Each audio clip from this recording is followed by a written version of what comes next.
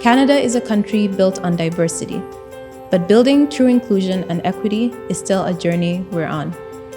These young people are leading the way using their lived experiences, their skills, and their passion to create stronger, more inclusive communities, one idea, one project, and one community at a time.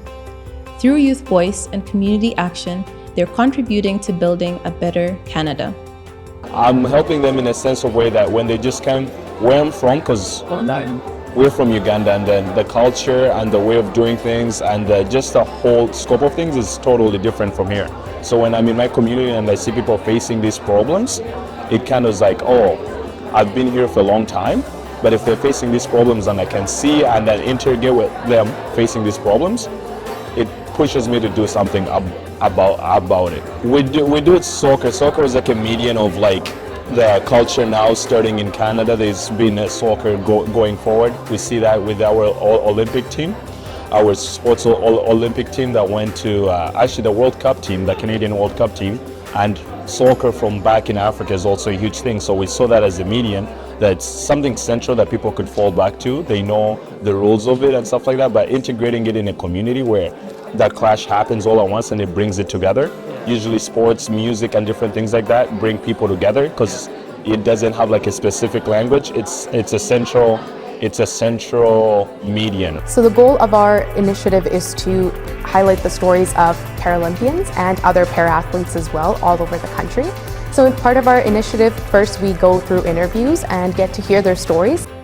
Hello everyone, my name is Nathan. I would like to play a lot of soccer too, and also my little brother now too, he plays for BTB, and the costs are very expensive for them to play, and I know my parents work really hard so that he could play and so I could play, but I knew some of my friends in school who their parents wouldn't be able to do that for them, so I don't want it just to be me and my brother to play. We want everyone. And so right now we're just focused on the Hubisha community, but we hope that we can grow and help as much as we can. It's building a community around art, around something that's really different for them. A lot of the youth in our cohort don't have access to spaces like that because they come from neighborhoods that are pretty underserved with art programming and other like extracurricular activities. And so we are essentially making this like initiative so that they attend bi-weekly workshops, they learn different skills of photography, and then at the end of the cohort they can take photos with a theme. Our theme this year is home.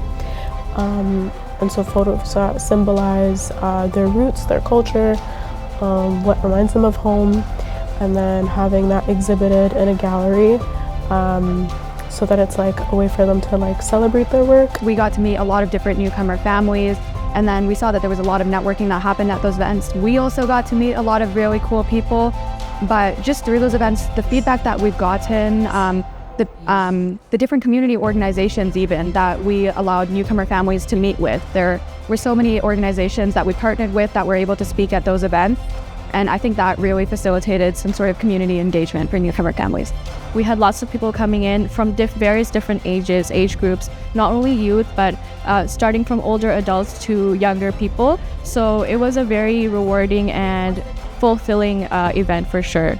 I enjoy the diversity of experience and ideas, and to get to know people and like what's their background and talking about them, knowing their history, how they came to Canada, and just getting to know each other, building a better community here, building a community in Edmonton.